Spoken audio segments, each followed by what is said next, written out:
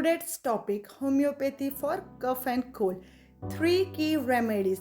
Namaste and welcome to Anjali's Homeopathy World.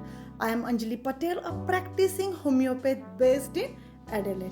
Cough and cold can seem same for many, but in homeopathy we match the remedy to your unique symptoms. First remedy, Aconite. Sudden cold after exposure to cold wind with dry cough, fever and restlessness. Second one, Bryonia. We use for dry painful cough that gets worse with the movement and better with complete rest. Third one, Pulsatilla.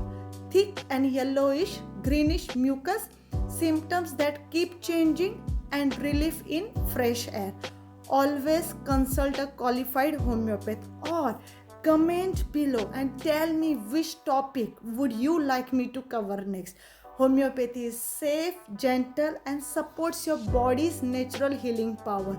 See you tomorrow. Bye bye and namaste.